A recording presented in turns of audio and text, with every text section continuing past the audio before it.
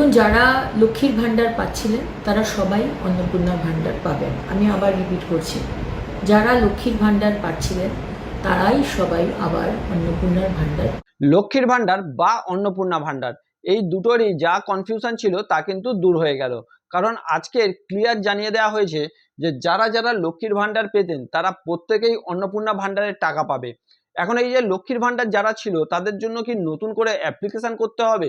না, এখানে ক্লিয়ার করে দেওয়া হয়েছে যারা যারা লক্ষ্মীর ভাণ্ডার পেতেন তাদের প্রত্যেকেরই অটোমেটিক্যালি তারা লক্ষ্মীর ভাণ্ডার থেকে অন্নপূর্ণা ভাণ্ডারে ট্রান্সফার হবে এবং তারা প্রত্যেকেই টাকা পাবে।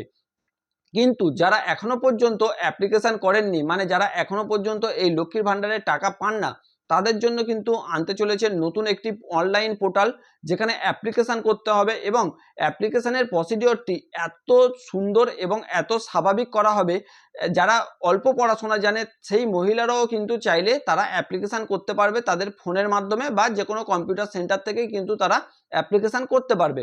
তবে এখানে যে লিমিটেশনটা ছিল, যেমন 2.5 লাখ টাকা পর্যন্ত তাদের ইনকাম, পারিবারিক ইনকাম, এই ইনকামের লিমিটেশনটা কিন্তু দেখা হবে।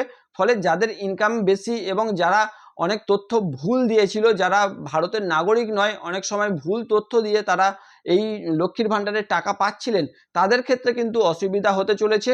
তারা আর এই টাকা পাবে না। ফলে একটা চেকিং অবশ্যই হবে, যদিও সেটা পরে, কিন্তু বর্তমানে এই জুন মাসের 1 তারিখ থেকেই যে এই টাকা পাওয়া যাবে তা কিন্তু বর্তমান সরকার একদম ক্লিয়ারভাবে জানিয়ে দিয়েছেন। ফলে নিশ্চিন্তে বাড়িতে থাকুন, অ্যাকাউন্টে অবশ্যই আপনারা 3000 টাকা করে পেতে চলেছেন।